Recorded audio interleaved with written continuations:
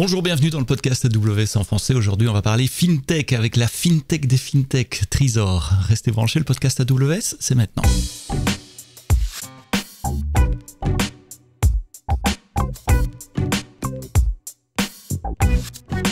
Bonjour, bienvenue. Merci de nous écouter sur le podcast AWS en français. Merci d'être de plus en plus nombreux à vous abonner dans les différentes applications Google, Deezer, Spotify, Apple Podcast et j'en passe.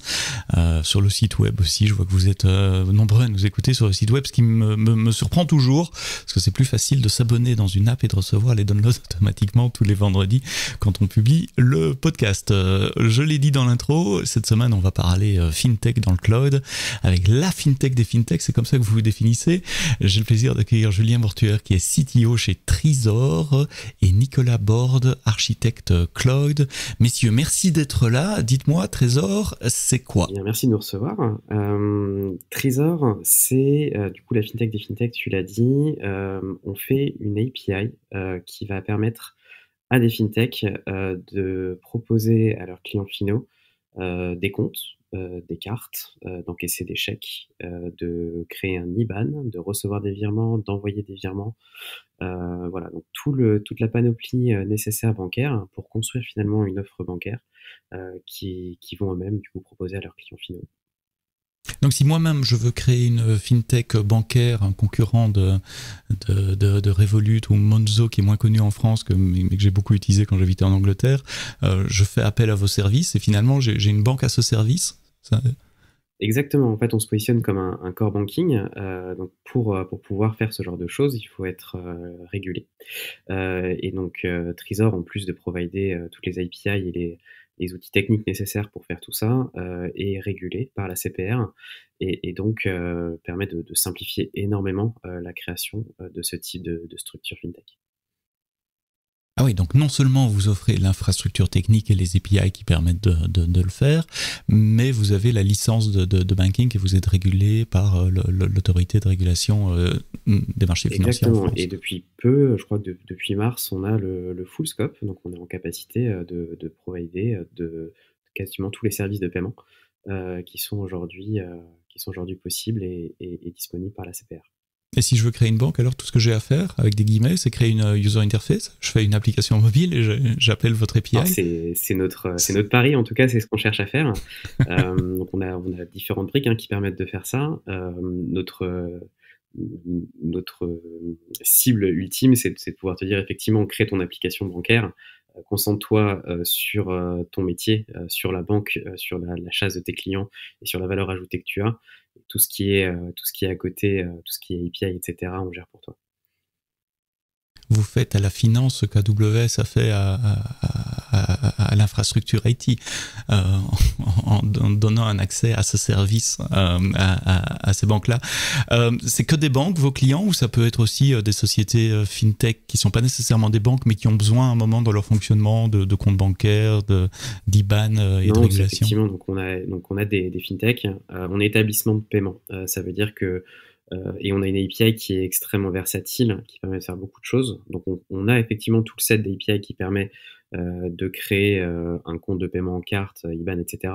Mais on a également la possibilité de fournir à d'autres acteurs qui veulent simplement faire du transfert de fonds, par exemple, provider un IBAN typiquement pour récupérer un paiement, une partie de notre API. Donc en fait, notre force à nous aujourd'hui, c'est de pouvoir provider une API qui est extrêmement large, mais finalement de pouvoir la découper, la saucissonner et de pouvoir de proposer à différents clients qui peuvent être complètement différents. Donc que ce soit une FinTech ou je sais pas, une grande entreprise qui a besoin d'optimiser ses flux financiers, de piocher les API qui lui sont nécessaires pour pouvoir monter son offre ou sa solution, en l'occurrence.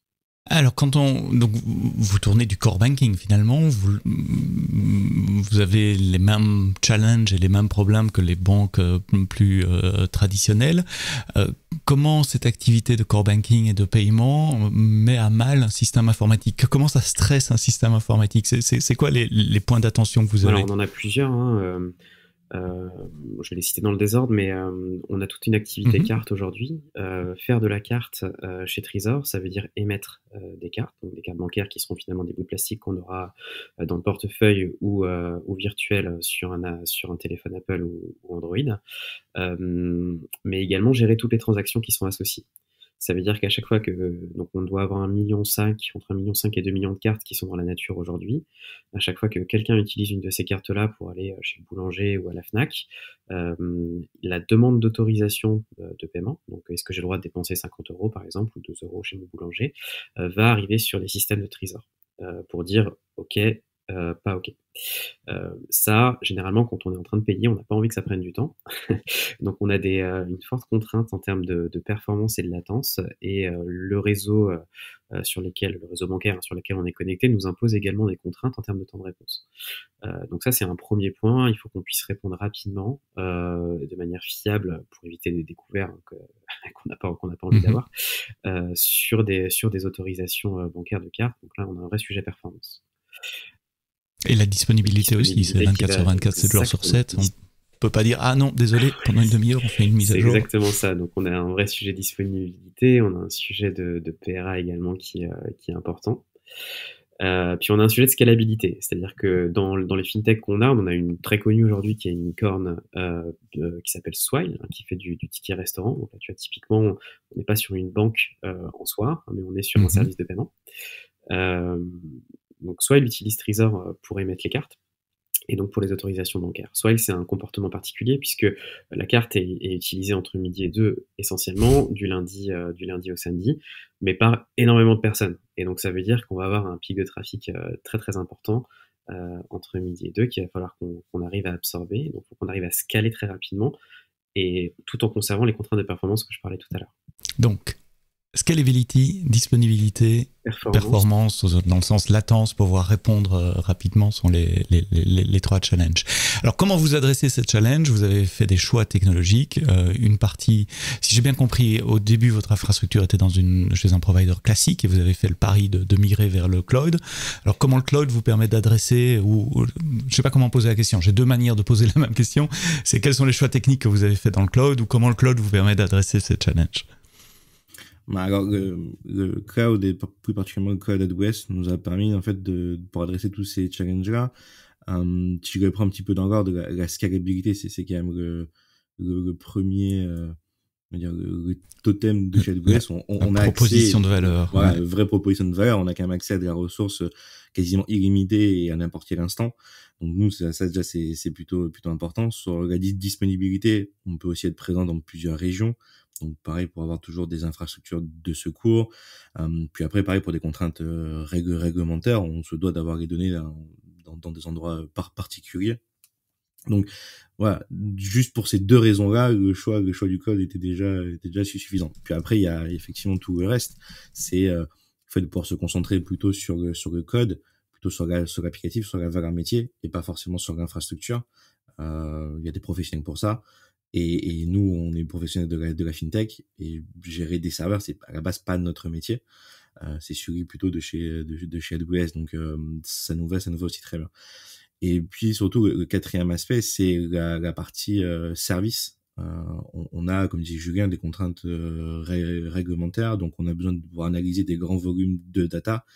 Et donc, on a besoin d'avoir des services qui permettent de pouvoir absorber toute cette data, de l'analyser, de la stocker de manière sécurisée, d'avoir des traces d'audit, etc. Et donc, il y a tout un tas de services aujourd'hui chez AWS qui nous permettent de répondre à ces problématiques, quoi, sans qu'on ait rien besoin de faire. Le fait que le cloud AWS soit certifié par de nombreux auditeurs et toute une série de certifications, notamment dans le domaine de la finance et de la sécurité, est-ce que ça a été aussi un accélérateur pour vous, Julien ?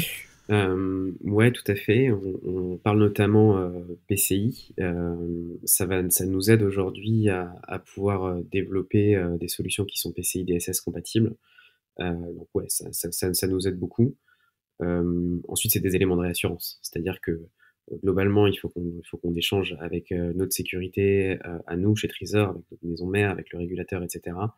D'expliquer que les services qu'on utilise sont SOC 1, SOC 2, qui sont compatibles PCI DSS, même si on ne va pas chercher la certification là-dessus, sur certains de nos services. Ouais, c'est des vrais éléments et c'est des éléments qui nous prendraient beaucoup de temps chez nous si on le faisait si on le faisait from scratch en fait. Quel est le stack technique que vous utilisez? Vous avez plusieurs API, je suppose. Il y a peut-être plusieurs stacks techniques aussi, mais le plus fréquent ou les principaux stacks techniques, c'est peut-être pour toi la question plutôt, Nicolas. Ouais. Principalement, on a pris le pari quand on a entamé notre migration sur AWS de partir sur du serverless. Donc, on va beaucoup utiliser Amazon Lambda, API Gateway, et derrière tous les services qui vont, pareil pour la base de données, DynamoDB, et après pour ce qui va être bus de messages ou en tout cas communication SNS, SQS. Donc, on essaye vraiment d'utiliser au maximum les services managés. On a aussi une partie Kubernetes. Donc là, pareil, on s'est pas amusé à vouloir monter un cluster nous-mêmes. On a utilisé EKS qui le fait pour nous. Et tout ce qui va être base de données, on va dire plus traditionnelle, on a confié ça à RDS. Donc, voilà. Nous, notre pari, c'est de pouvoir utiliser massivement les services managés pour se concentrer vraiment sur la valeur métier et pas forcément sur l'infrastructure derrière, quoi. Julien, tu voulais rajouter quelque chose? Ouais, un bon exemple, c'est sur la partie base de données, sur la partie RDS. C'est quelque chose qui est extrêmement... Enfin, nos données chez nous, c'est très très important. De pouvoir s'assurer qu'une migration d'une base à une autre fonctionne bien, d'une version de base à une autre fonctionne bien, de pouvoir monter en version régulièrement, pas parce qu'on le veut, mais finalement parce que notre cloud provider nous l'impose. C'est pas forcément une mauvaise chose, parce que ça nous oblige finalement à ne pas traîner un legacy trop longtemps et à se poser des petites questions régulièrement plutôt qu'à faire des gros projets de transformation sur lesquels on a vraiment peur quand on lit. Donc là, il se trouve que en peu de temps, on a fait 3-4 montées de versions majeures pour justement rattraper notre retard sur certaines parties et arriver sur le cloud AWS sur la partie RDS en l'occurrence dans des bonnes conditions. Et les dernières versions, les derniers upgrades, on les a fait directement sur AWS. Il y a un vrai gain en termes de temps pour arriver à faire une migration quand on l'a fait en local chez nous sur de la machine virtuelle. Quand on a installé un serveur de base de données et on fait l'immigration, les sauvegardes avec tous les risques associés, versus le faire sur AWS, on voit le surcoût entre guillemets qui est associé à RDS est largement amorti en termes de ROI et de gain de temps.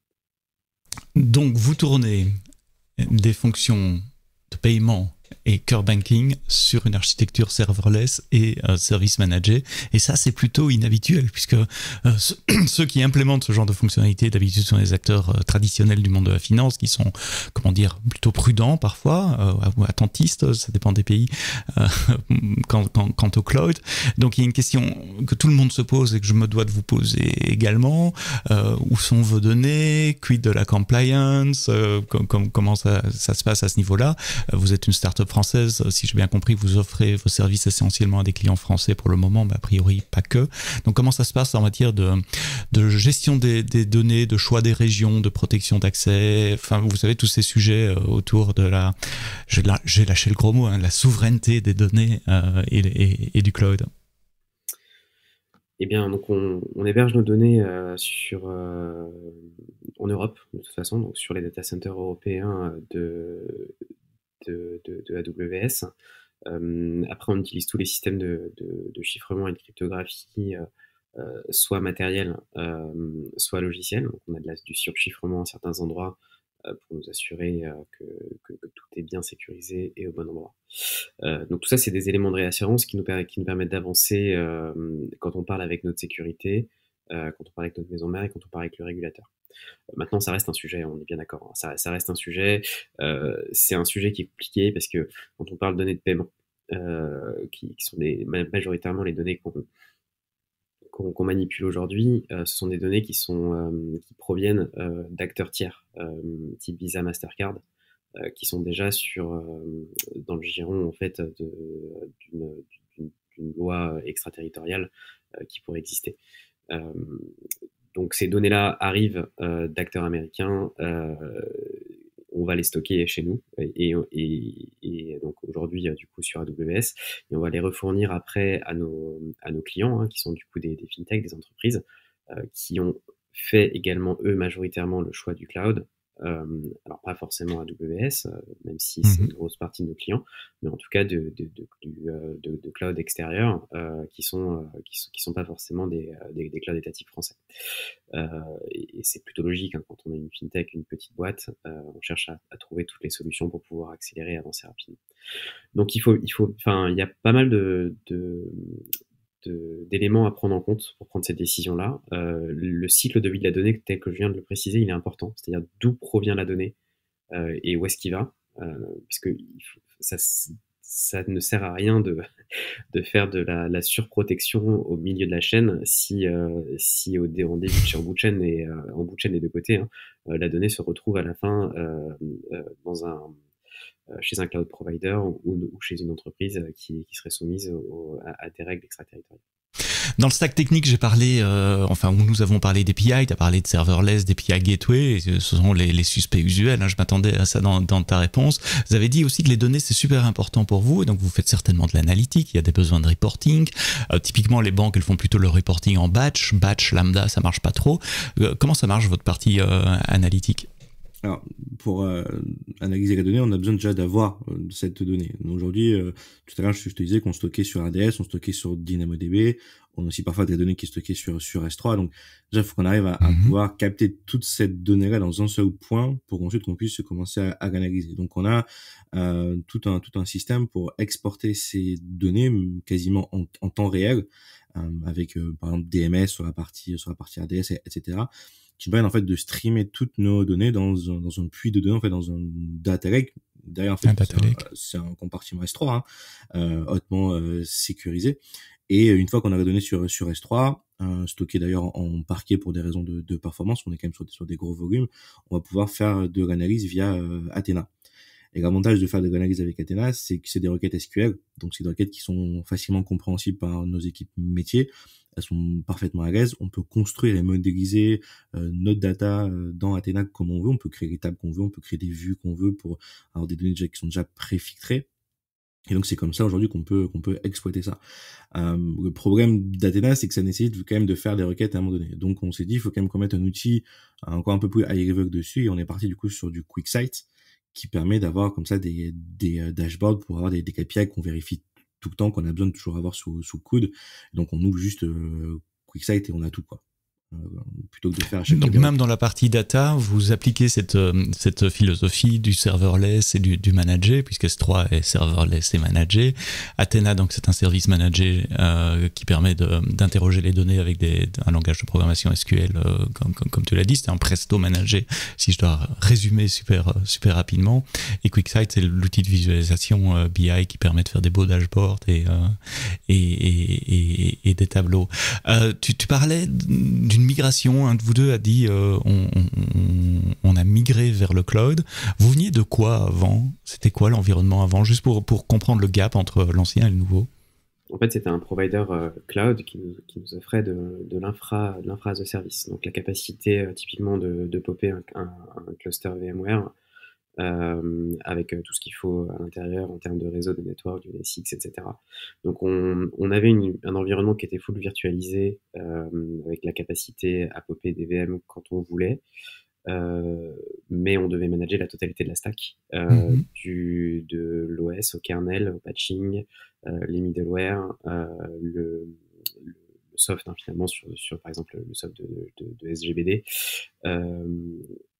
Et ça prend du temps. Voilà.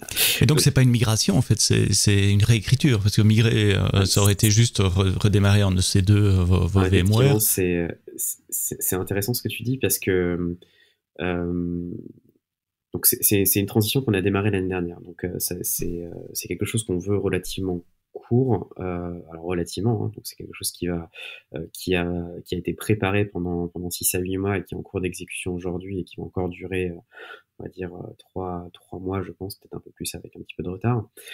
Mais il faut faire des choix entre des solutions qu'on va faire sur lesquelles on peut faire du lift and shift. Donc on prend simplement et on redémarre un ECD de l'autre côté. C'est ce qu'on cherche à ne pas faire en l'occurrence, mais on est obligé de le faire à certains moments pour plein de raisons, soit de vélocité, soit de capacité à transformer. Mais effectivement, typiquement sur la partie base de données, on a choisi de pas le faire. On a choisi de partir sur du RDS pour pouvoir avoir un gain réel associé au cloud sur la partie management. Sur certains pans de notre infrastructure, sur lesquels on avait du code legacy qui pouvait tourner, on a fait le choix de faire des adaptateurs qui nous permettent de faire tourner ce code-là dans des lambdas, par exemple. Donc on n'a pas forcément redéveloppé le code. Par contre, on a mis un peu d'effort sur des layers, en l'occurrence au sens lambda, qui nous permettent de faire tourner du code qui n'est pas prévu pour tourner dans du lambda dans la lambda. C'est quoi? C'est le point d'entrée. C'est un point d'entrée lambda qui appelle votre code existant, qui fait des appels de méthode pour encapsuler finalement votre code existant dans une fonction lambda. Ouais, c'est exactement ça. Et le pari pour nos développeurs, c'est que mon code s'exécute de la même. Enfin, j'ai pas ou très peu d'adaptation à faire pour le faire tourner soit sur mon environnement historique, soit sur une lambda. Donc ça, pour le coup, on a mis un peu d'effort à ces endroits-là, parce que c'est des vrais éléments de transformation. Après, on peut se poser la question, est-ce qu'on va plus loin? En fait, est-ce qu'on va plus loin? Ça va plutôt être, on va repenser. Du coup, on va repenser un monolithe, par exemple. On va le repenser pour pouvoir le découper et le transformer dans une logique cloud native. Par contre, en attendant, ce monolithe-là, finalement, il est en capacité de tourner dans une lambda. Et ça, c'est super intéressant. C'est super intéressant parce que ce qu'on a vu, c'est que on s'attendait pas forcément à ça, mais on a des gains en performance. Alors finalement, on a une couche intermédiaire, mais le fait qu'on puisse avoir une scalabilité extrêmement forte, ça fonctionne super bien et on a fait quelques petites optimisations également en termes de cache, etc., qui nous permettent d'avoir une infrastructure finalement qui est plus véloce que ce qu'on avait avant. Quel langage de programmation? Je suis juste curieux, puisque sur Lambda, typiquement, on retrouve du Python, du JavaScript. C'est probablement pas ça que vous aviez avant. C'est vrai que du coup, il y a des langages qui sont supportés en natif par Lambda, mais malheureusement, nous, on utilise d'autres langages, notamment PHP, qui n'est pas encore supporté en natif, malheureusement.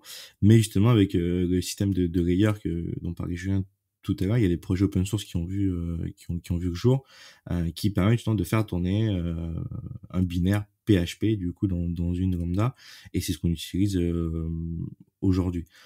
On a aussi une partie en Go. Pour le coup, ça c'est supporté en natif. Et aujourd'hui, on va les deux principaux langages qu'on a, c'est du PHP et du Go. On est très content de PHP. Au final, ça marche très bien.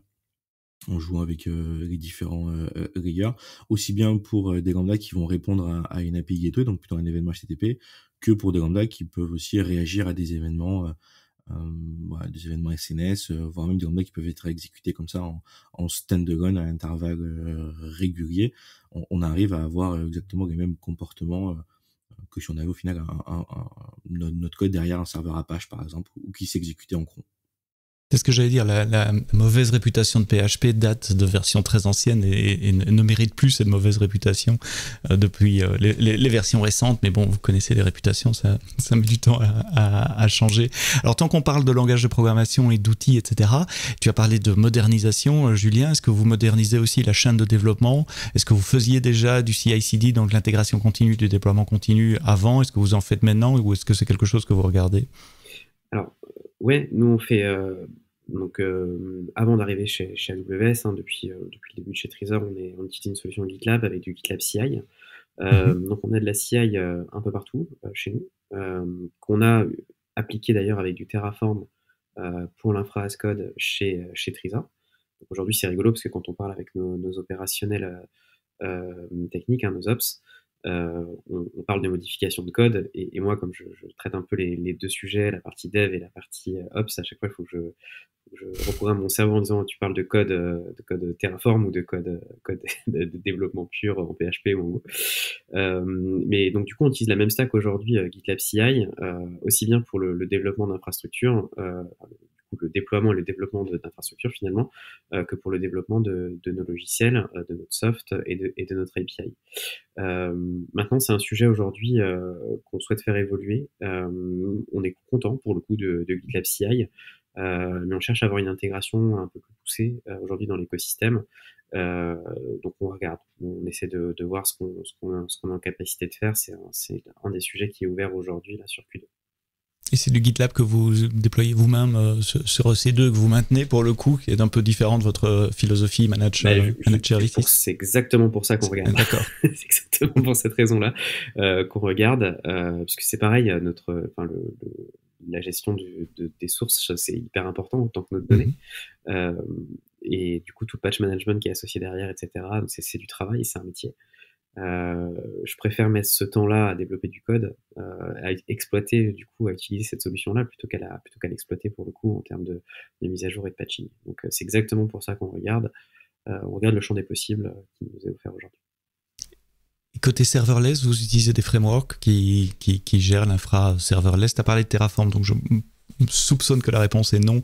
Et quand je parlais framework, je pensais à SAM, à serverless évidemment, ou d'autres. Ouais, justement, on a fait un petit peu les deux.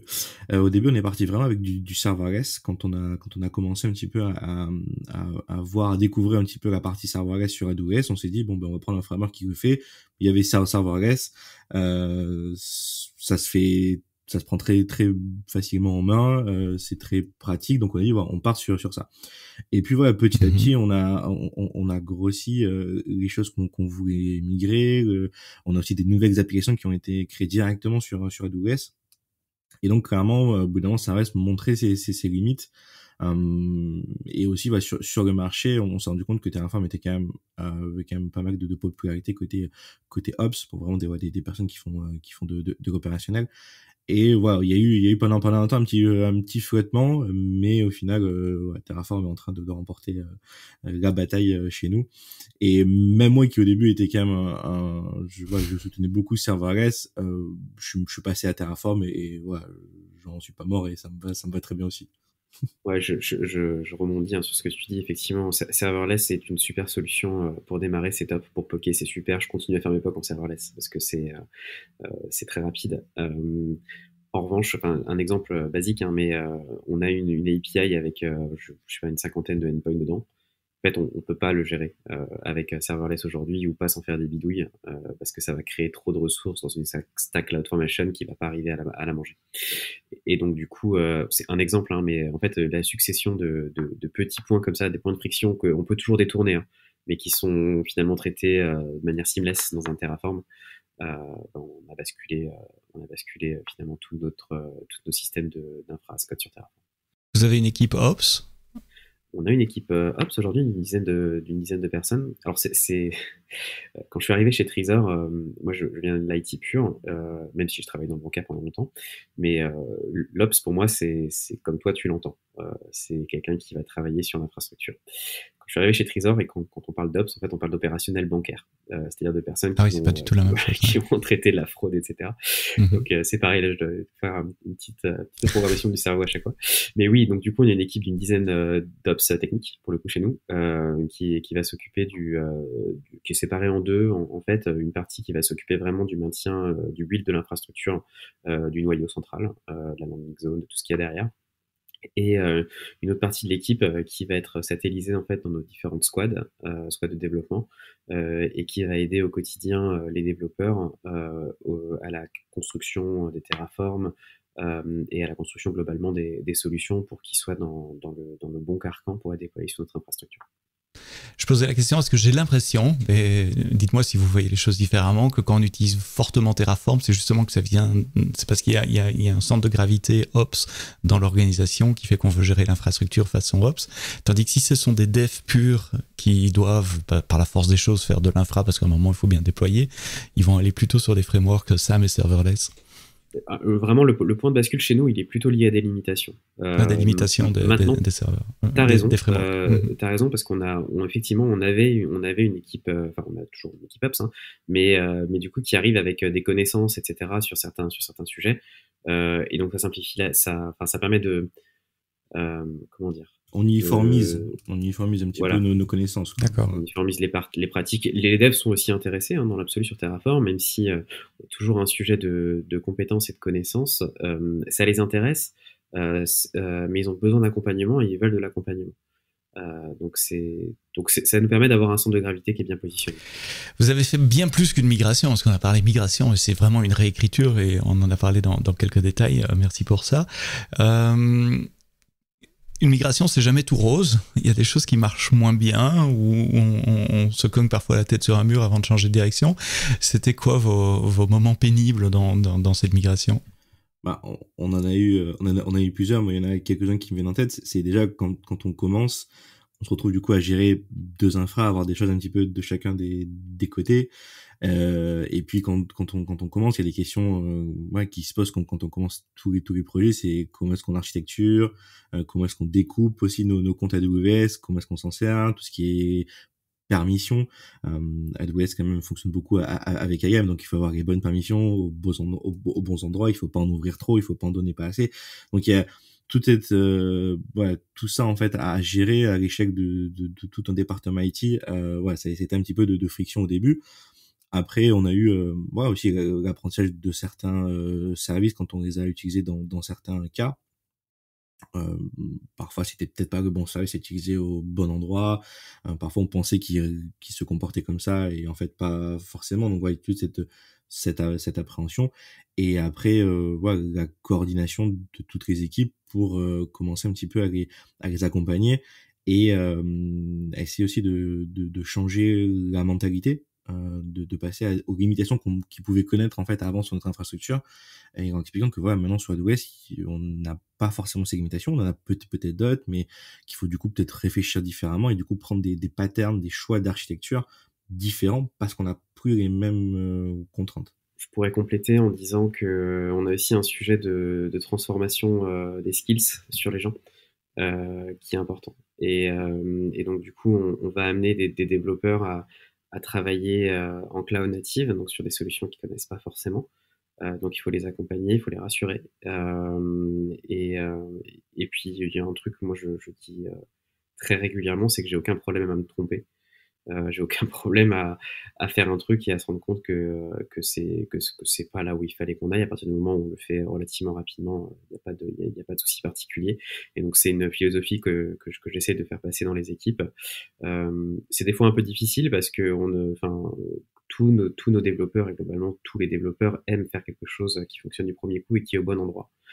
Quand on dit d'utiliser un service parce qu'on pense que c'est la bonne solution et qu'au final il faut utiliser un autre, c'est toujours un petit peu de friction, mais voilà, globalement ça se passe plutôt bien. Les gens voient au fur et à mesure des deliveries, et ce qu'il faut comprendre, c'est que depuis début 2021, tous les nouveaux services sont développés quand c'est possible en serverless, du coup avec la stack et là où on veut aller en l'occurrence. Et donc comme les premiers services ont été livrés en fin d'année dernière, continuent à être livrés régulièrement et que la promesse est là, c'est-à-dire qu'on a des solutions qui juste marchent, et ça c'est magique, on aime bien. Ça rassure beaucoup, ça rassure les devs, ça me rassure moi aussi sur la stratégie. D'avoir fait le bon choix ou les bons choix. Exactement. Ça nécessite du temps, de l'accompagnement, c'est important. Je pense que c'est un vrai point que sur la partie skills et accompagnement au-delà de la partie technique qui est important. Tu as parlé de ton choix cloud tout à l'heure au début de cet épisode, mais pourquoi AWS ? Est-ce que vous avez aussi considéré de l'hybride sur plusieurs cloud providers ? Pourquoi AWS ? J'avais un prisme personnel, j'avais un biais cognitif parce que c'est une solution sur laquelle j'avais beaucoup travaillé. En fait, dans une autre vie, j'avais monté une fintech et j'avais besoin de réduire très fortement les coûts de cette fintech-là, et donc de travailler énormément du coup sur les optimisations de coûts et sur les manières malignes entre guillemets de faire en sorte d'exploiter cette solution sur un environnement type AWS en l'occurrence. En optimisant énormément les choses. Et donc c'est comme ça que je suis arrivé à monter en compétence assez fortement sur AWS. En arrivant chez Trésor, du coup, j'ai essayé de reproduire en fait ce système-là. Donc il y a un biais cognitif à l'arrivée. Après, pour être transparent également, on a un AWS aujourd'hui qui est assez en avance sur la partie serverless. Même beaucoup en avance en fonction en fonction de là où on va regarder. La partie lambda, notamment sur la partie compute, est extrêmement avancée avec des performances et de la stabilité qui est très très bonne. Donc c'est ça qui nous a fait choisir un AWS. Et l'aspect hybride, dire je garde une partie de mon infrastructure chez l'un, une partie chez l'autre, juste au cas où. Alors cette partie-là, donc ça c'est aussi une vision qui est intéressante. Nous on a ce qu'on se dit, c'est que pour pouvoir bénéficier un maximum du cloud, il faut pouvoir utiliser toute sa puissance et donc du coup des services à valeur ajoutée. Le corollaire à utiliser des services à valeur ajoutée, c'est que le déplacement d'une workload, d'une charge de travail d'un cloud provider à un autre va nécessiter de la réécriture. En revanche, l'écriture de cette workload va être beaucoup plus courte avec une valeur qui va être rendue beaucoup plus rapidement. Nous, ce qu'on se dit, c'est qu'il vaut mieux prendre moins de temps à développer notre workload et quitte à passer du temps à la transformer quand on va changer. Parce que si on veut changer de cloud provider un jour, parce que dans les faits, il y aura de toute façon de la réécriture. Donc on va agrandir un petit peu ce rewrite en changeant de cloud provider, mais fair enough, c'est assumé. Plutôt que de rester trop bas niveau et du coup d'avoir une charge de travail qui est vraiment multi-provider, multi-cloud provider, etc. Mais du coup qui va nécessiter de prendre des patterns peut-être trop génériques et donc du coup de rajouter de la complexité. Un bon exemple, même si on en a de l'EKS chez nous pour plein de raisons, parce que le serverless c'est pas non plus le silver bullet, mais faire un service en Kubernetes qui est hébergé dans un cluster Kube avec tout ce qui va derrière en termes de scalabilité, etc. Le même workload sur une API basique, Hello World, donc de le faire sur l'EKS ou de le faire sur du Lambda, ça n'a rien à voir. En termes de la première ligne écrite jusqu'au déploiement en production et à l'exploitation, le développement est beaucoup plus rapide en serverless que sur le l'EKS. Maintenant, c'est comme je le disais tout à l'heure, c'est pas le silver bullet. C'est-à-dire qu'il faut l'utiliser au bon endroit et pour les bonnes choses. Donc, si j'essaye de rephraser pour voir si j'ai bien compris, vous préférez garder une certaine agilité, quitte à créer un peu d'adhérence avec une API spécifique ou un service spécifique d'AWS dans ce cas-ci, pour préserver cette agilité justement, plutôt que d'essayer d'être générique et donc perdre du temps ou être moins agile tout au long de la vie, du cycle de vie de votre produit, pour permettre une hypothétique sortie un jour peut-être.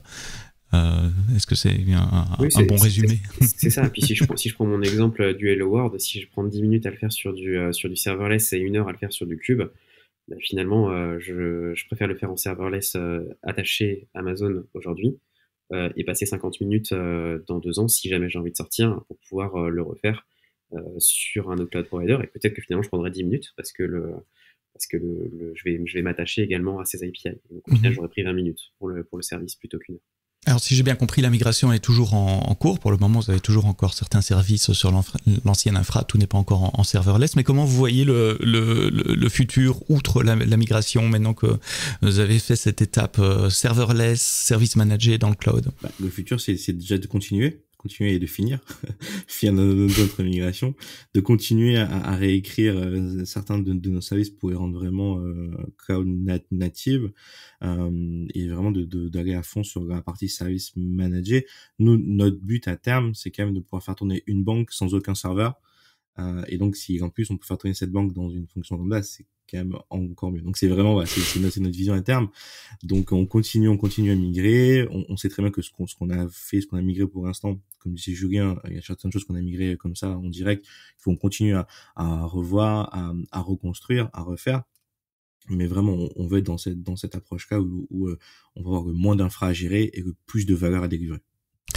Julien Mortuaire, CTO chez CTO, avec l'accent anglais chez Trésor, et Nicolas Borde, architecte cloud chez Trésor. La fintech des fintechs, vous avez dit, faire tourner une banque dans une fonction lambda, ça sera la catchphrase la punchline que je retiendrai de cet épisode. Messieurs, merci à vous d'avoir écouté le podcast AWS en français jusqu'au bout. Rendez-vous vendredi prochain pour un prochain épisode. Et d'ici là, quoi que vous codiez, codez-le bien.